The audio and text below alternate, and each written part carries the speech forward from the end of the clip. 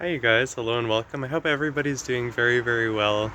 We finally got some nice weather here, so I'm really actually quite happy because now I get to plant my tulips.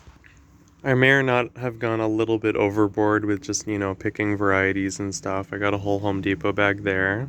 I tried to pick similar forms that have different blooming times just to, kind of extend the season a little.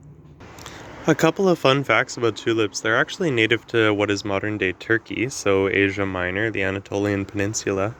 And did you know that tulip actually comes from the Latin word tulipan, which is actually the current modern-day Spanish word for tulip, which translates to turban because of the shape of some of the earlier varieties. No, unfortunately, I couldn't get to planting these right away, and I have a lot of squirrels and voles where I live, so if you plant them a little bit too late and you leave them out, there's a risk of them eating them, even in these bags. Honestly, if you have rats and mice in your area, they'll get to them too. So I'm just checking the quality. I sprayed some of them with a little bit of, cayenne pepper, and it seems to have worked. This bag I put a little bit of chili pepper in, and that worked too.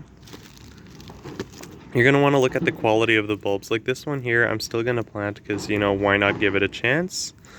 But it's probably not going to do much. It's probably a dud. You want to look for ones that have a little bit of their sheath still on them. They want to be shiny and tight. Two most important things are a really healthy sheath, basal plate, and then a really healthy point. This is going to be your growing point. When you're planting tulips, you always want to plant them with the sheath, the basal plate on the bottom, and the shoot on the top. Sometimes in tulips, you'll get like a little bit of kind of like a yellow gelatinous fungus growing out of them. That's a saprophytic fungus. There's also sometimes you'll get like a powdery green-blue kind of teal fungus. That's a saprophytic fungus. Saprophytic meaning that it eats dead tissue, so your bulb should still be fine.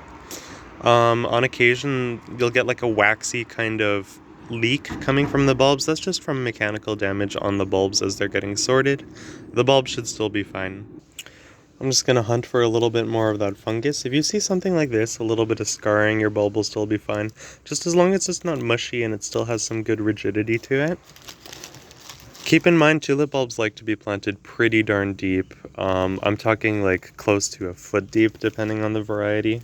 You're going to get better overwintering that way. If you plant them a little bit too shallowly, they'll prematurely sprout and they won't get that perfect sweet spot when they're in their vernalization period. So vernalization means that tulips require a cold period to initiate their bud set. And you might be wondering why we're planting them now.